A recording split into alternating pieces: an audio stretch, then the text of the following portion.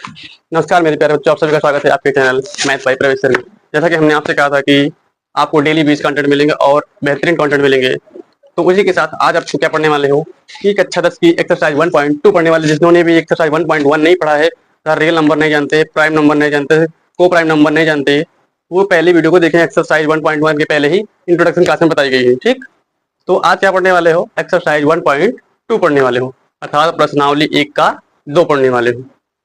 प्रश्नावली 1 का 2 पढ़ने से पहले आपको क्या जरूरी है कि जो एक्सरसाइज 1.2 है वह अपरिमेय संख्या पर बेस्ड है। क्या है? अपरिमेय संख्या पर बेस्ड है। तो अपरिमेय संख्या क्या होती है, इर्रेशनल नंबर क्या होती है, अपरिमेय संख्या क्या होती है, जान लीजिए।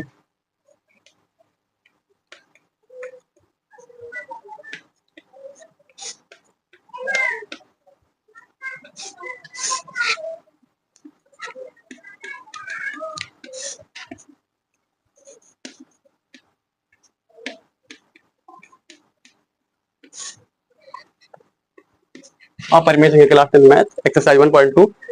अपरिमेय संख्या क्या होती है? अपरिमेय संख्या आप लिख सकते हैं कि वे सभी संख्याएं जिन्हें P बटे Q के रूप में लिखा नहीं जा सकता है। लिखिए, क्या लिखेंगे? वे सभी संख्याएं जिन्हें P बाई Q, वे सभी संख्याएं जिन्हें P बाई Q के रूप में नहीं लिखा जा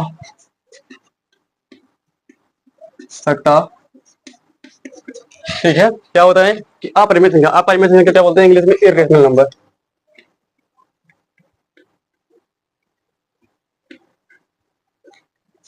इर्रेशनल नंबर वे सभी संख्याएं जिन्हें P बटे Q के रूप में नहीं लिखा जा सकता है, वे सभी संख्या क्या होती हैं? अपरिमेय संख्या होती हैं। अब इसी के साथ एक अभ्यास 1 का 2 बताने से पहले 2 चीज और लिख लीजिए।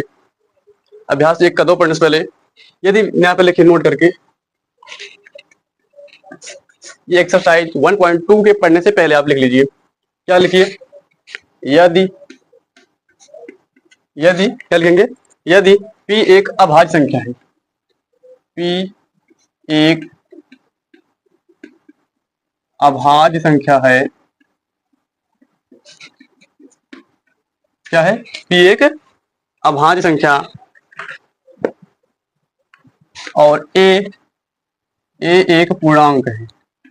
A एक पूर्णांक है। क्या है मेरे बच्चे? यदि P एक अभाज्य संख्या है, A एक पूर्णांक है, यदि P A स्क्वायर को क्या करता है? P A स्क्वायर को विभाजित करता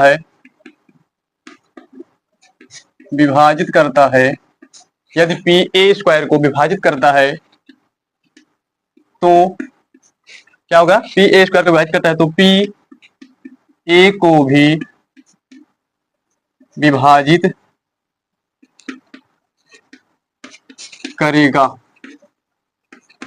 इतना आप लिखिए। क्या लिखा है? यदि P एक अभाज्य संख्या है, P एक अभाज्य संख्या का मतलब क्या होता है कि प्राइम नंबर है, अर्थात जिसका एक और स्वयं के अतिरिक्त कोई भी फैक्टर नहीं होता है, वो होता है अभाज्य संख्या। ठीक, एक पूर्णांक है, इंटीजर है। यदि P A स्क्वायर को विभाजित करता है तो P A को भी विभाजित करेगा। दूसरा, जैसे यहाँ पे अगर बताऊं, सपोज कीजिए ये क्या है? एक अभाज्य संख्या है। मान लीजिए 5 एक अभाज्य है। ठीक, 5 एक अभाज्य है। अब क्या बोला? A एक पूर्णांक है। क्या है? A एक पूर्णांक है। मान लेता हूं मैं, ये भी 5 पूर्णांक भी है, अभाज्य संख्या भी है। अगर A इसका स्क्वायर क्या हो जाएगा? इसका स्क्वायर करेंगे तो क्या आ जाएगा? इसका स्क्वायर करोगे तो आया 25। अगर इसको मैं मान लिया P और इसको मान लिया A स्क्वायर करेंगे तो 25। अब अगर ये 5 इसको विभाजित करेगा तो 5 आ जाएगा। ठीक, समझे? अगर A स्क्वायर करेंगे 25, विभाजित करने का मतलब है 25 बटे 5, 25 बटे 5 करेंगे तो 5 आएगा। अगर 5 A क्या आया? 5 आया। A 5 है, P क्या बोला? P A को विभाजित करेगा, अर्थात ये जो 5 आया है इसको भी 5 से डिवाइड करोगे तो 1 आएगा। समझे बात? कि अगर P एक प्राइम नंबर है और एक इंटीजर है तो P A स्क्वायर को अगर विभाजित करेगा तो ए को भी विभाजित करेगा। और दूसरी साहब क्या लिख लोगे आप, लिख लीजिए नहीं क्या बोलते हैं, अपरिमेय संख्या, अपरिमेय संख्या नॉट इज इक्वल टू परिमेय संख्या।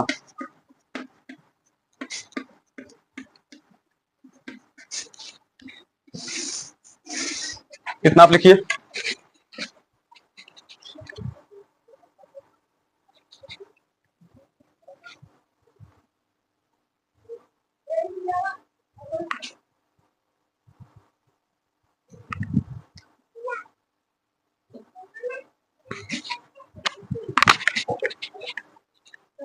आप देखिए प्रश्नावली एक्सरसाइज 1.2 में पहला सवाल क्या दिया है कि सिद्ध कीजिए अंडर रूट 5 एक अपरिमेय संख्या है। इसको देखने से पहले पहला क्वेश्चन छोड़िए, आप दूसरा क्वेश्चन देखिए। दूसरा क्वेश्चन देखिए क्या दिया है कि सिद्ध कीजिए 3 प्लस रूट 2 रूट 5 एक अपरिमेय संख्या। क्या है पहला क्वेश्चन, क्या है पहला क्वेश्चन छोड़िए, दूसरा से बता रहे हैं। क्वेश्चन नंबर 2 क्या है कि सिद्ध कीजिए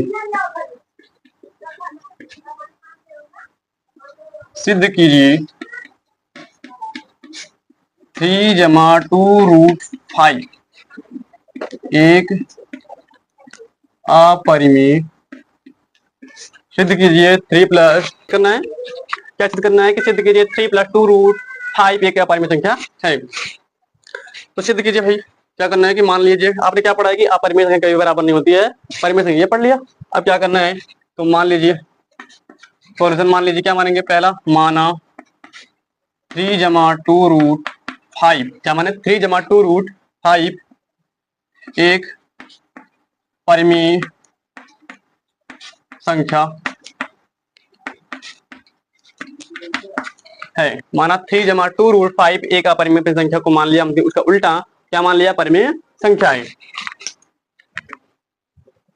माना 3 जमा 2 रूट 5 एक परिमेय संख्या। परिमेय संख्या होती है वे सारी संख्याएं जिन्हें p बटे q के रूप में लिखा जा सकता है और जहां q नॉट इक्वल टू 0 अर्थात q का मान 0 नहीं हो सकता है। ठीक, अब क्या करेंगे तो मान लिया है तो लिखिए यहाँ पे 3 जमा 2 रूट 5।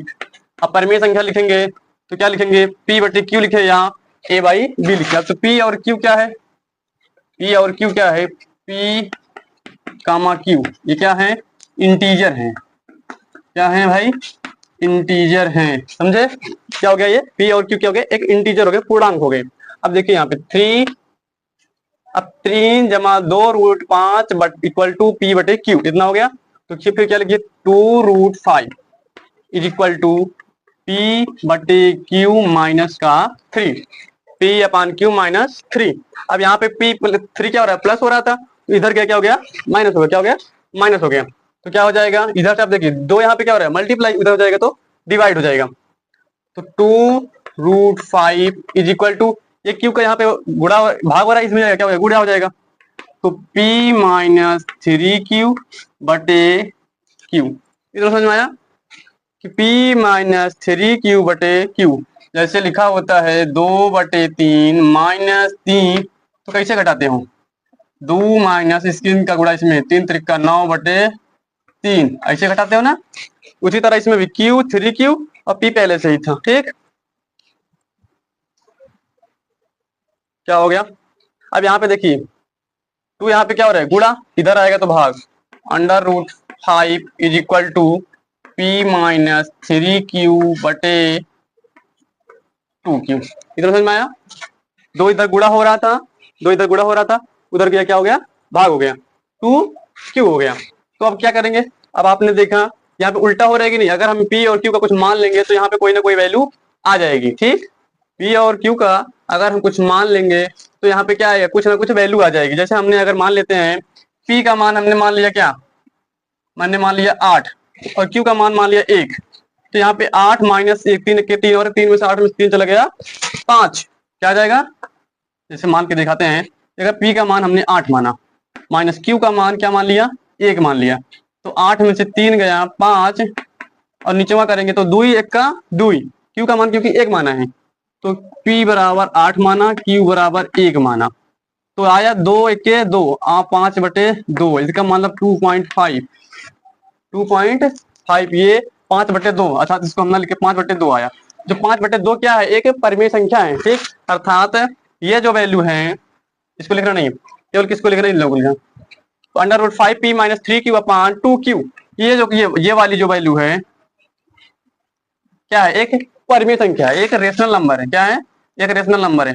जबकि हमने पढ़ा क्या है कि अपरिमेय संख्या कभी भी बराबर नहीं हो सकती है परिमेय संख्या के। तो यहां से सिद्ध होता है। अब लिखो यहाँ पे, अतः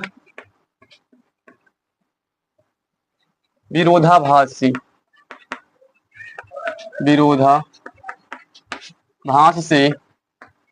यह सिद्ध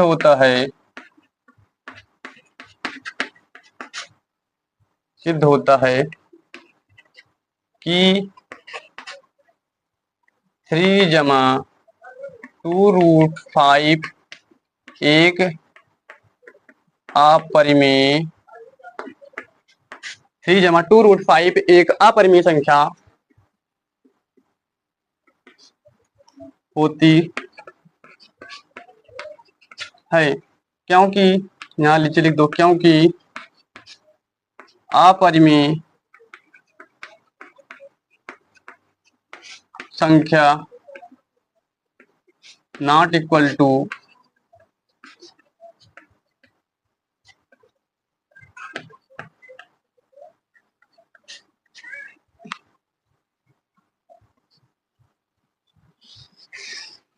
क्या हो गया, अतः विरोधाभास से यह सिद्ध होता है कि 3 + 2√5 एक अपरिमेय संख्या होती है, क्योंकि अपरिमेय संख्या नॉट इक्वल टू परिमेय संख्या। जबकि यहाँ पे आया क्या है कि नॉट परिमेय संख्या और अपरिमेय संख्या दोनों क्या है, आपस में बराबर है। तो पहला क्वेश्चन आपने सिद्ध कर दिया कि 3 + 2√5 एक अपरिमेय संख्या होती है। बड़ा ही सिंपल सवाल था, जबकि केवल एक लाइन में था कि परिमेय संख्या और अपरिमेय संख्या भी बराबर नहीं हो सकती है। सिद्ध तो